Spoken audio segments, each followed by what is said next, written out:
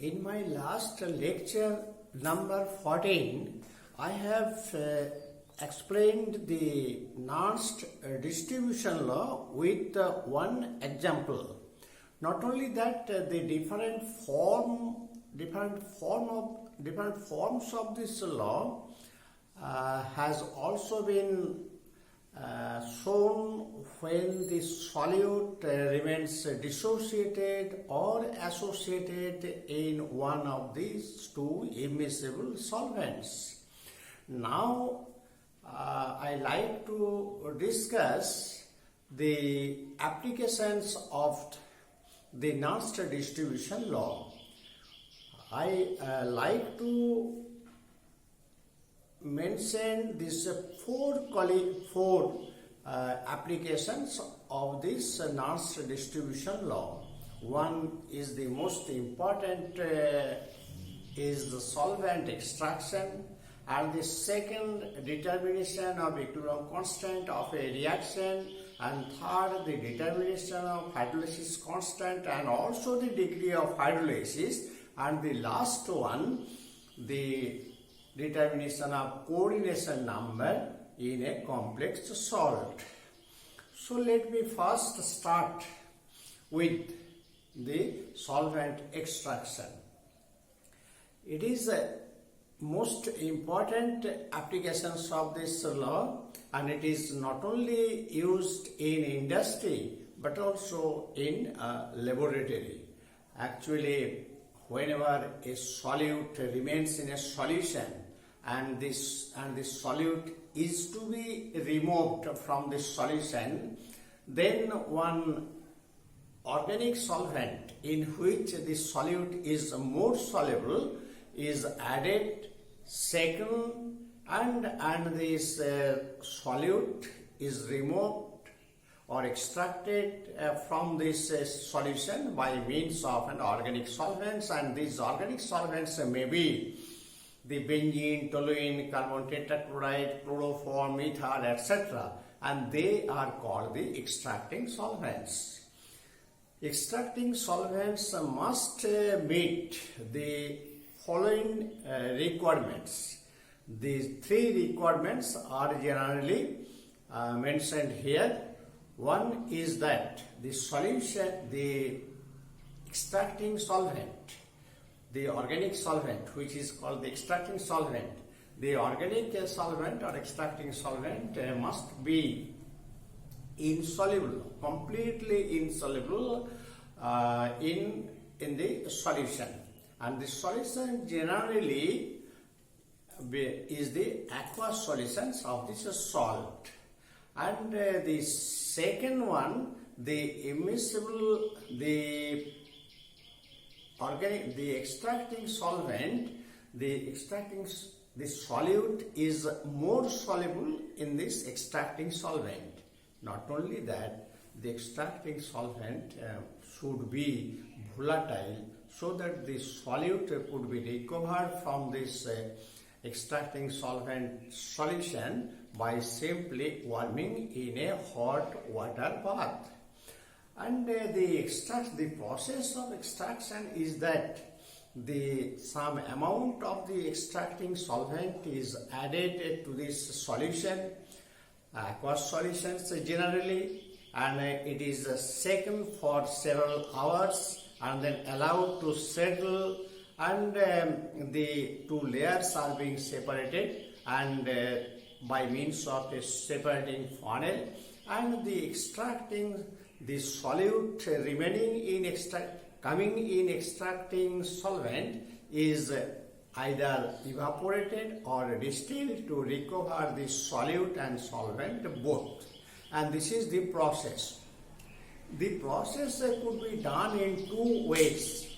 First one, the entire amount of the extracting solvent may be used in one lot, or the total extracting solvent is used in installments, and the process is repeating several times, which may be called the multi-step extraction process. So it is our common experience the multi-step extraction process gives a more economical or more advantageous result than the one-step process, and this could be shown by means of a definite formulation, and the formulation is like that. One is the solvent extraction.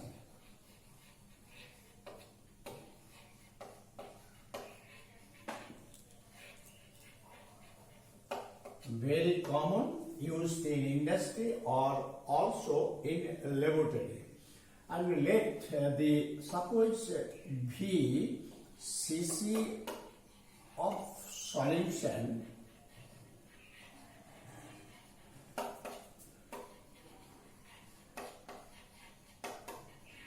contains X naught gram solute to which LCC of the extracting solvent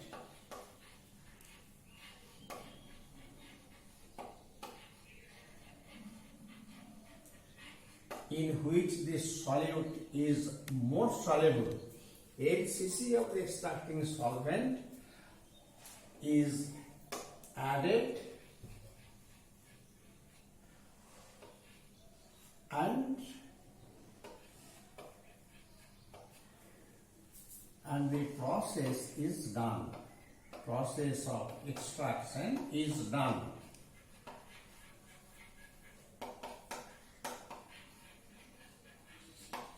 Let x 1 gram of the solute remains unextracted.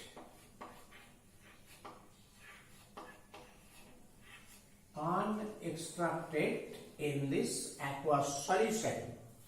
Then x1, then Kd is equal to distribution. Here the Kd dash is the distribution coefficient of this solute between this aqueous layer and the extracting solvent.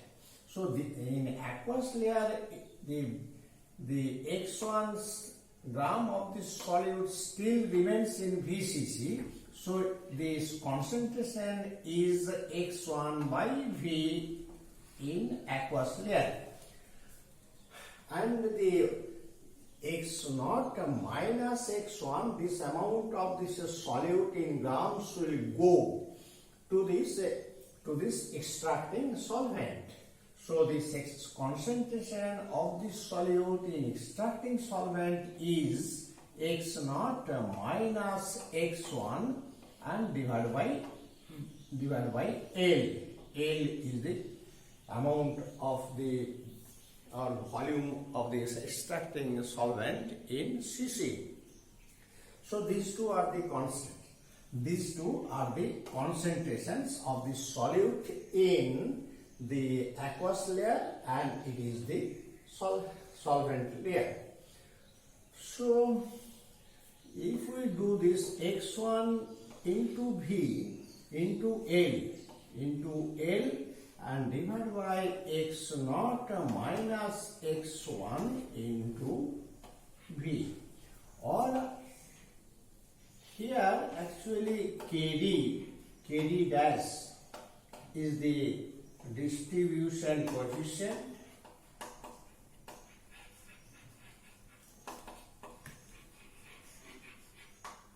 between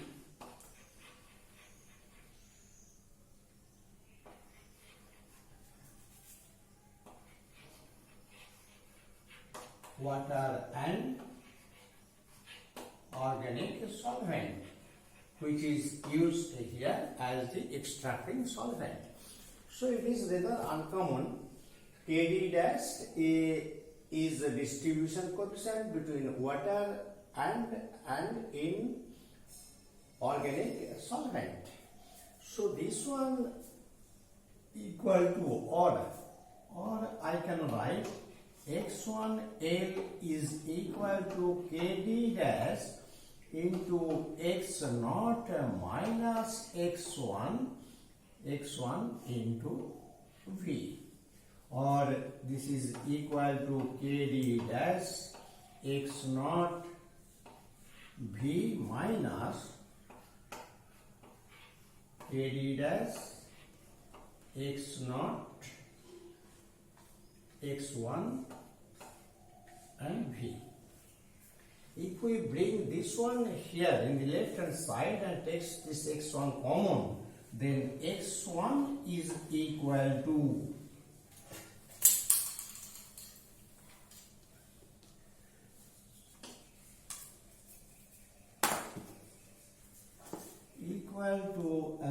kd dash V and divided by kd dash V plus L, and this is the amount of the solute remaining unextracted in the first step of this process.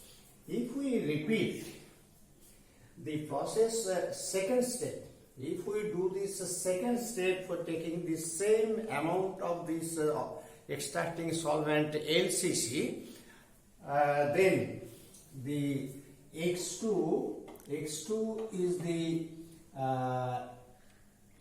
amount of solute unextracted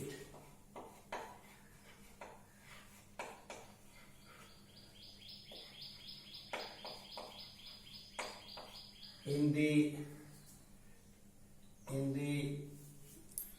second step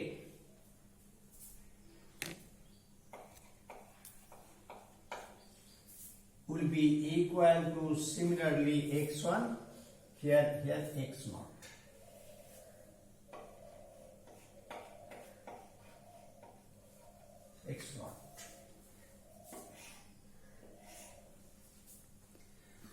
So x2, similarly in case of x2, this instead of x1 it will be instead of x0 it will be x1 and here kd dash V divided by kd dash V plus L. If we put this value of x1, this one here, then x2 equal to x0 into kd dash V divided by kd dash V plus L and whole square. So it is the amount of the solute remaining unextracted after these two steps. In each step we are taking this L amount of this solvent. So it is clearly evident that this one is fraction, this one is also fraction. So here this term is square and here the term power is 1. This is a square term. So x2 will be less than x1. Means a two-step process is more advantageous, more efficient than the single-step process. Now if we repeat the extraction process for n times, and in each installment the same LCC of this extracting solvent is used, then the amount of solute remaining unextracted is xn. Solute unextracted.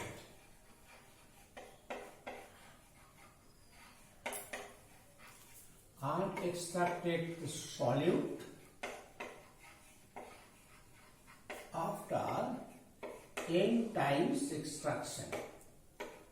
N times or you can say n times repetition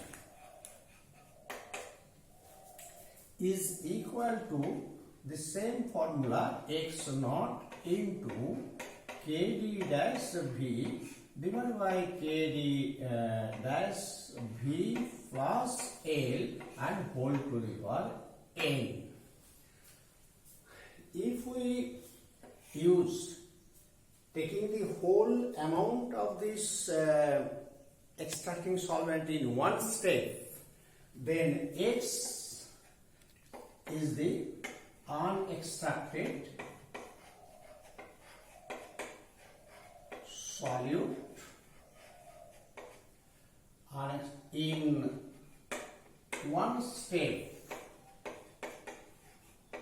then it is equal to x naught into kd dash v divided by kd dash v plus nl.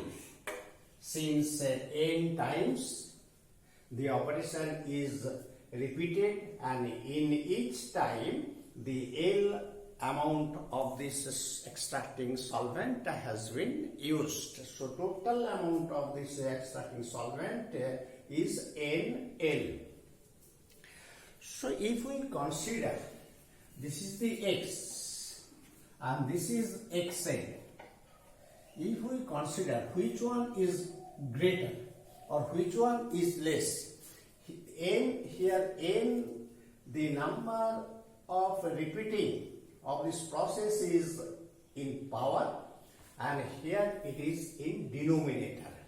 So mathematical way we can also show this one is less than this one, as this term within the bracket is a fraction. So the smaller the value of this unextracted solute, greater the efficiency of this process of extraction. And so the excess, so lower value of Xn will be when possible only when this term within the bracket should be as low as possible, minimum possible values, and the n will have the maximum possible values. Then this unextracted amount of this solute will be the highest one, and this is the this process will be the more efficient. So I can set one simple problem. Actually, this process is very much utilized for desilverizing the lead. Lead recovered from this factory generally contains this impurity silver, and silver is to be extracted by means of this zinc. Silver is more soluble in zinc than in lead, and the Kd value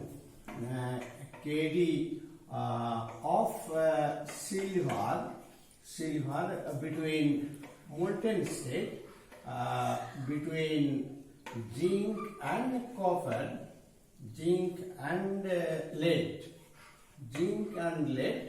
is equal to 300 at 880 degree centigrade. Means in molten state silver which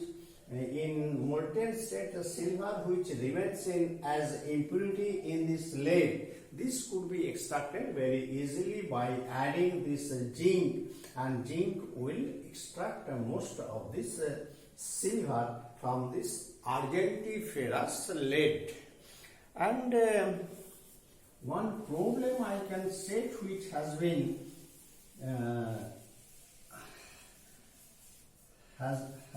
given in this net, and this problem is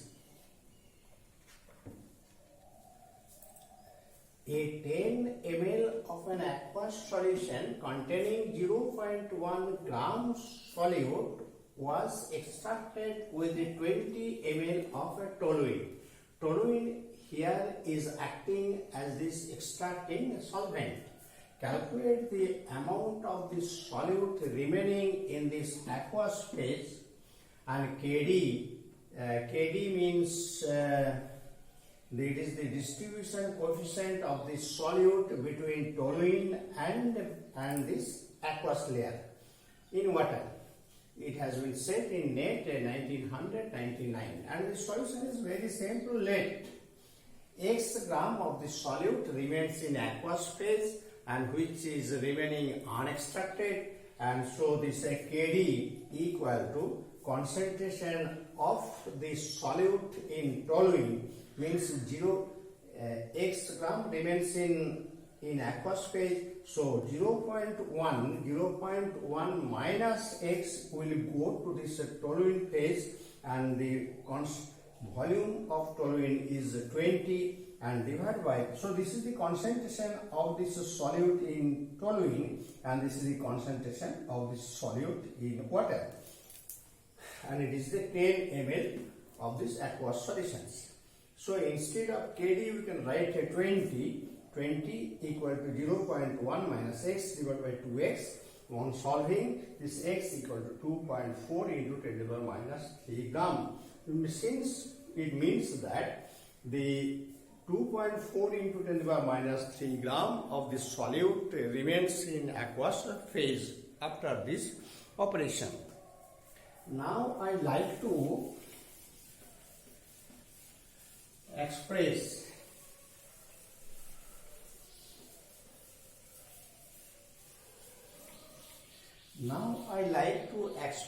the amount of this unextracted solute in fraction and fraction or in percentage.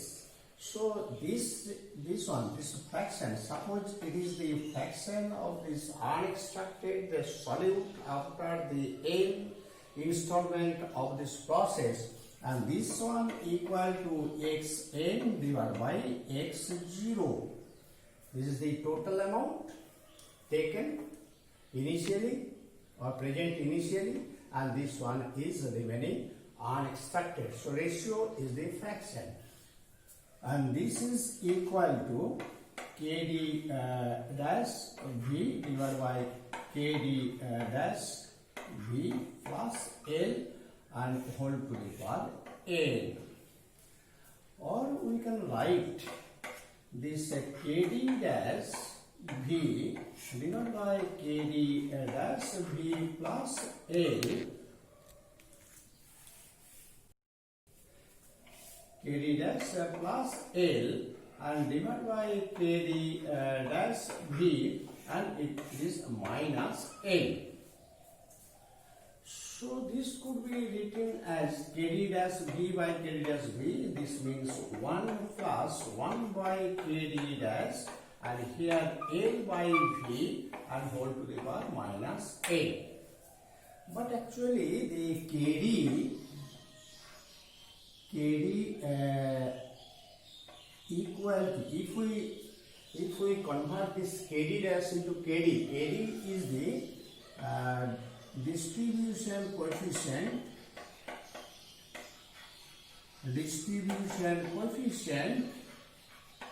of the solute between extracting solvent and water, which is very common.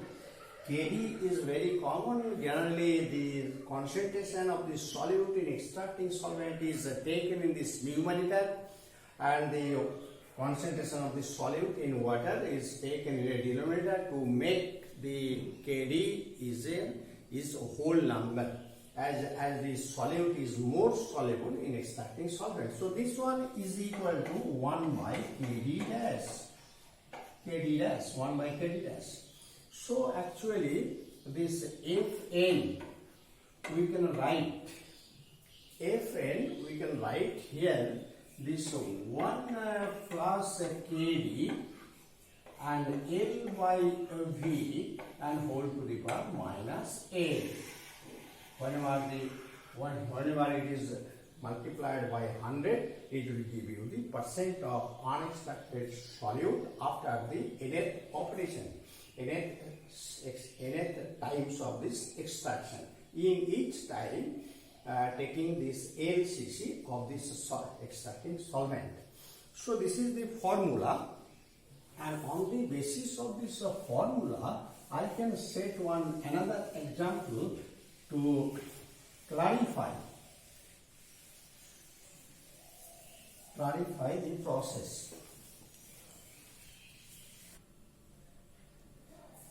This is a problem which very clearly illustrates that the multi-step extraction process is more economical or advantageous than the one-step process. Or as we go on increasing the number of steps, the extraction becomes more and more efficient. And in this case, the solubility of methylamine at 298 Kelvin in water is 8.49 times harder than in chloroform.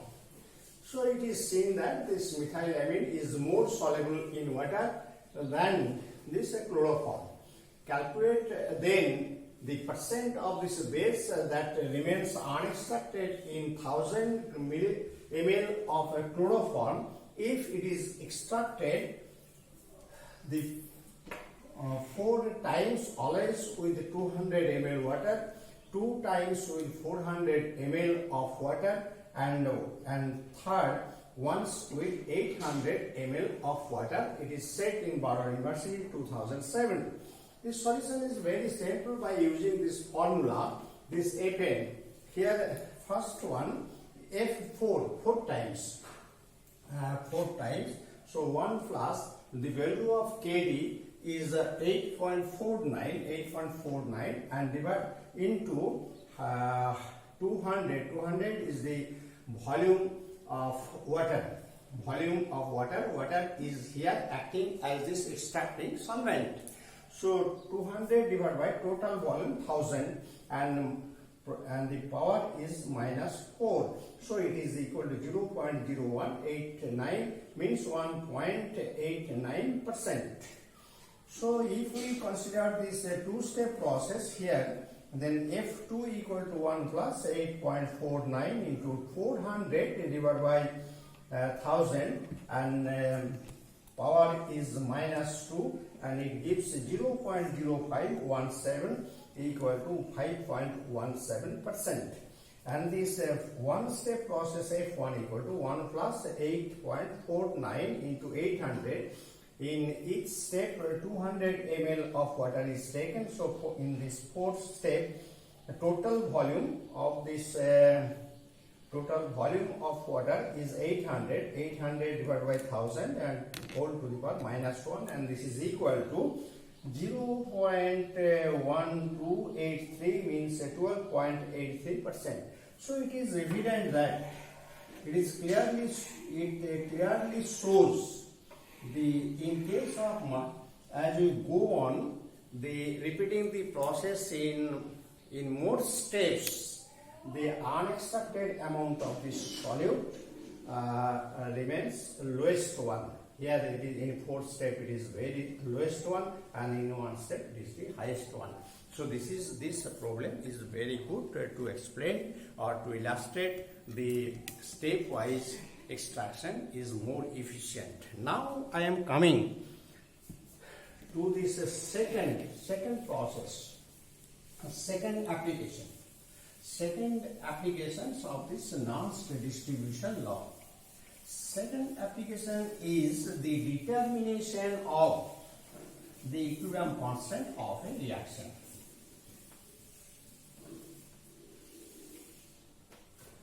This determination of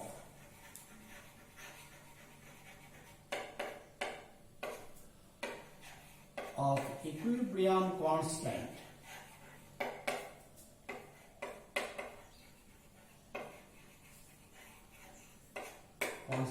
of a reaction.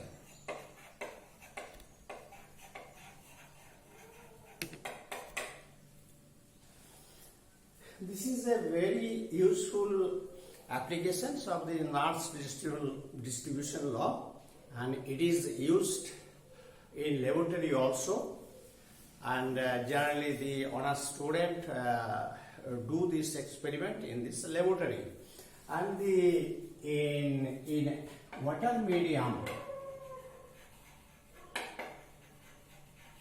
let us consider the reaction Ki plus I2 and sign of reversibility Ki3. This is a very common reaction, and we like to determine the equilibrium constant. And the Kc, concentration equilibrium constant, is equal to the concentration of this product and divided by concentration of Ki, unreacted Ki, and concentration of I2, unreacted iodine. So this is to be determined. Each of the term is determined by means of titrations of iodine by means of standard thiosulfate solution using the starch as indicator. So the process is little bit complicated. In a solution, in a bottle, the Ki solution of concentration C molar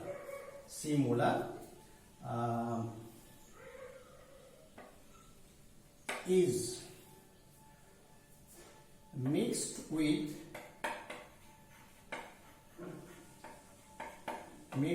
solid iodine in a stoppered bottle. This Ki and iodine, they have been taken, Ki solutions of concentration C with some solid iodine have been taken in a stoppered bottle, and it has been shaken for several hours to reach this equilibrium at a constant temperature.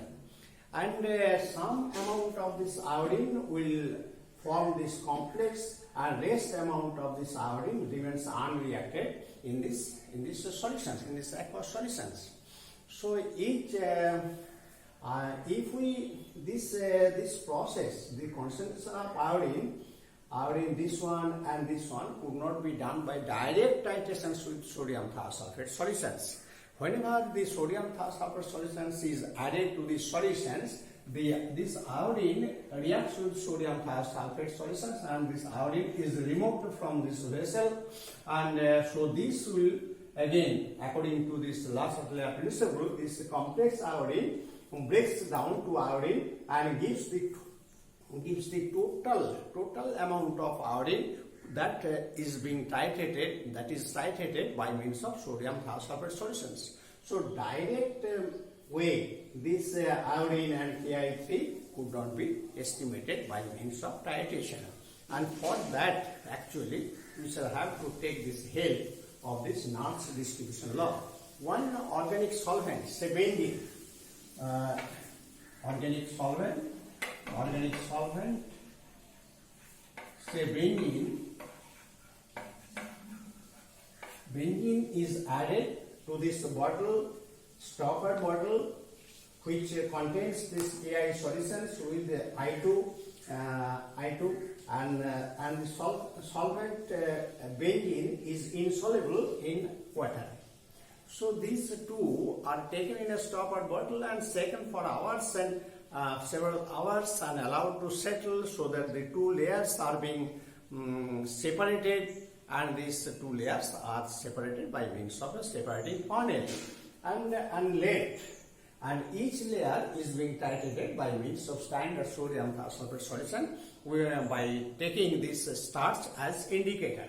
Let C1 is the concentration of iodine in benzene layer.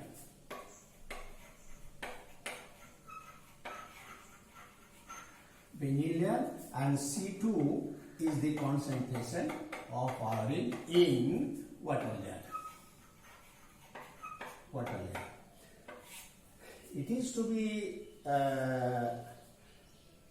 remembered that these concentrations are all in molar scale, molar concentrations. So here the KD is the distribution coefficient of this iodine between benzene and water, and this value of KD is determined in a separate experiment. And so KD here equal to the C1 concentration of iodine in benzene layer and divided by concentration of iodine in aqueous layer, which is remaining as free. So C1 so the concentration of iodine which remains free, unreacted iodine which is remaining here is in aqueous solutions is equal to C1 by KD. Then this one actually is value. And this Ki3 and C2 is actually concentration of, C2 is the total concentration of iodine, complexed and also uncomplexed. So this C2 is concentration of iodine free plus concentration of iodine in complex.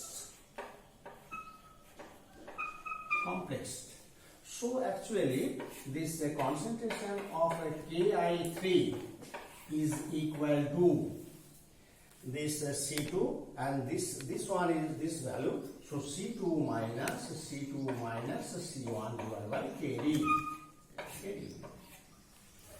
So this concentration of unreacted Ki is equal to, C is the total concentration of Ki taken, and this amount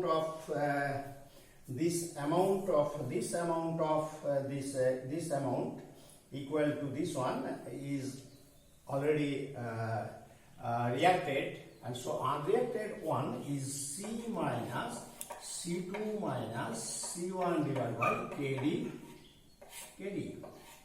So all the concentrations in this term are being determined. We have to determine C, C1 and C2. C is taken initially, and C1 and C2 are determined by means of the titration, so it has separate solutions. So putting these values here, this value of Kc equal to C2 minus C1 by KD, and divided by this one Ki, unreacted Ki, C minus C2 minus C1 by KD, and the iodine, unreacted iodine is C1 by KD. So all the terms are known.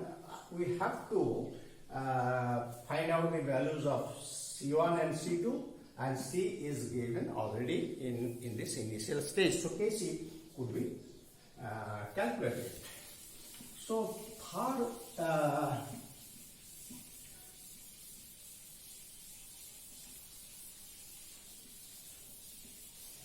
application is the determination of hydrolysis constant.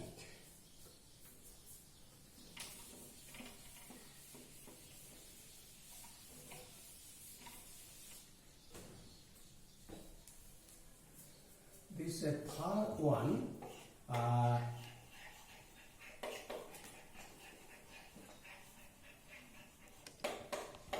determination of hydrolysis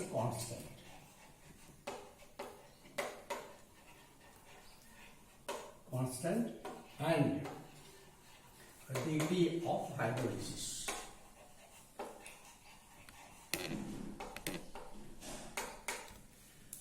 Suppose these salts Generally, whenever these salts are dissolved in water, they will go the hydrolysis, means the salt reacts with water and giving the acid and regenerate acid and base together.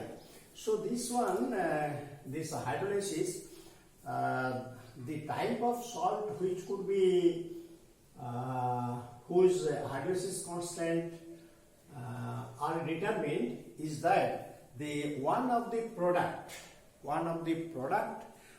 reacting components of this reaction should be soluble in an immiscible solvent. And say the best example is aniline hydrochloride. Aniline hydrochloride plus water, and it is the sign of reversibility, equilibrium attains, and this regenerates aniline is the base, and plus the H3 hydrated HCl. So this is the reaction. So whenever some organic solvent, say benzene is added to this aqueous solution, so where this reaction is there, only the aniline is soluble in benzene, and other one, these two and these two, other two will not be soluble in benzene, since these two are the ionic compounds, and ionic compounds will not dissolve in organic solvents, covalent solvents, like dissolves like this profile will also here is valid. So whenever this solution, say C is the concentration of aniline hydrochloride, C6H5NH2HCl, this aniline chloride, C is the constant taken initially.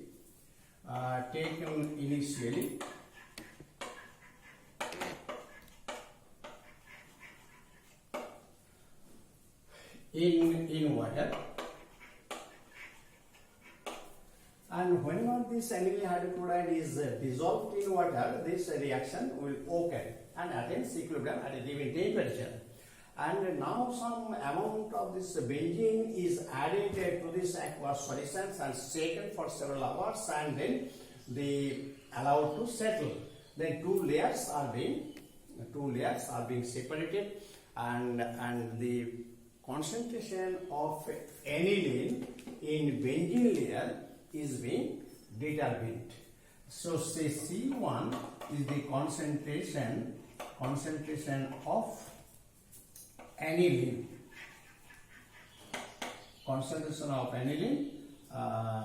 in the benzene layer.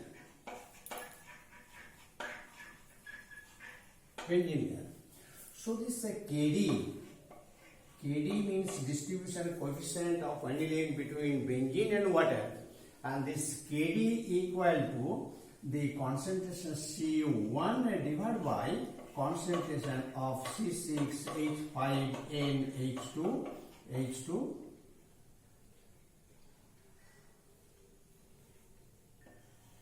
which remains free in aqueous solutions. So this the concentration of C6H5 and NH2 in aqueous layer is equal to C1 by Kd. So this value is the concentration of this aniline so produced. And now the concentration of HCl, the product HCl. Concentration of HCl is the total amount of aniline which remains in benzene layer and also in aqueous layer.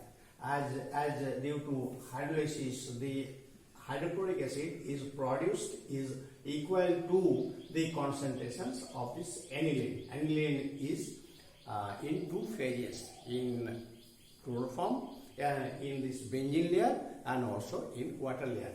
So this one is equal to C1, which is this amount of aniline which remains in aniline, which remains in benzene, concentration of aniline which remains in benzene, and divided by C1 by Kd which remains in aqueous layer.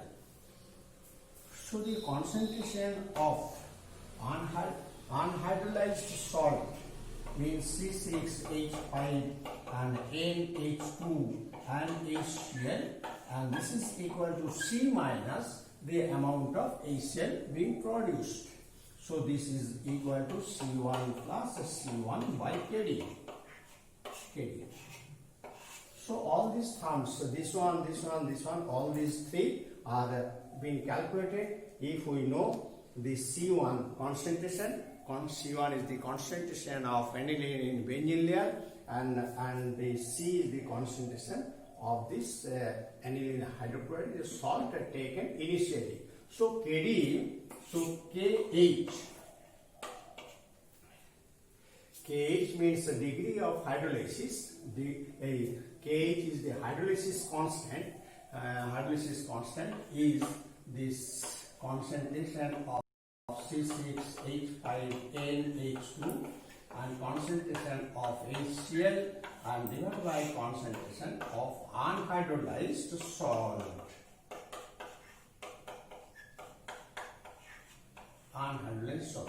So this is equal to aniline. This one is C1 by Kd, and hydrochloric acid C1 plus C1 by Kd, and the unhydrolyzed salt is C minus C1 plus C1 by Kd. Okay. And all this, if you know the value of C1 and Kd, the value of Kd is determined in a separate experiment, and it is the distribution coefficient of this aniline between benzene and water. And so all these terms are known, so KH could be determined. And since KH equal to X square C, X is the degree of hydrolysis. X is the degree of hydrolysis. Since the degree of hydrolysis is very small amount of this aniline hydrochloride will undergo the hydrolysis. So roughly this X square C, and if we know this H and C also known, so X is the degree of hydrolysis could be determined. X is the degree of hydrolysis. Degree of hydrolysis. So this third applications is also being mentioned and explained how to determine the hydrolysis constant and degree of hydrolysis. Now I like to go the fourth applications of this Nernst distribution law, the determination of coordination number of a salt, and this is shown in terms of a problem. This is the complex salt, copper ammonia sulfate, and this ammonia is acting here a ligand which combines, which is bonded with this copper in terms of this coordination bond, and here the sulfate ion. So X is the coordination number of copper. X is to be determined by means of this Nernst distribution law. This problem is given to illustrate the process. The distribution coefficient of ammonia between water and chloroform at 291 Kelvin is 25.8. Here the ammonia is more soluble in water than in chloroform. When 0.0225 molar copper sulfate solution was equilibrated with ammonia and chloroform, means in a bottle you have taken this ammonia, copper sulfate solutions, ammonia aqueous solutions, copper sulfate solutions, and this chloroform, and the shaken for hours and allowed to settle as is done in extraction process. The ammonia will go into the chloroform layer, and the aqueous layer and chloroform layer contained 0.385 molar, and this is the aqueous layer concentration, and 0.0112 molar ammonia in chloroform layer, and find the value of X in this complex salt. And it is very simple. This free ammonia remains as a free, and also ammonia remains as complex with this one.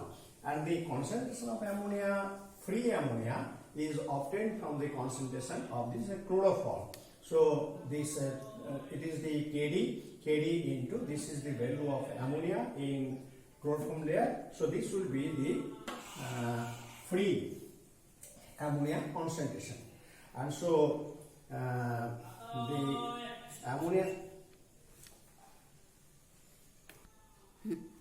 and total concentration of ammonia, free and complex, this value is 0.385 molar. So deducting this free ammonia from this total value, we are getting this concentration of ammonia which is complexed with this in this salt. So this is equal to 0.385. This one is the total value of ammonia, and minus this one, free ammonia, and this is the amount of this complex. This is the amount of the complex ammonia, and so the value of X is the concentration of this complex ammonia, this one, and divided by the concentration of a copper ion. So copper ion is 0.0225. So if we do this ratio, then it will give you the 4. So this X is 4, means the coordination number of copper is 4. So this is all about the applications of this Nernst distribution law. And today I have completed the Nernst distribution law and its application both. Thank you all who are watching this video, and if you like my video lectures, then please subscribe. Thank you all.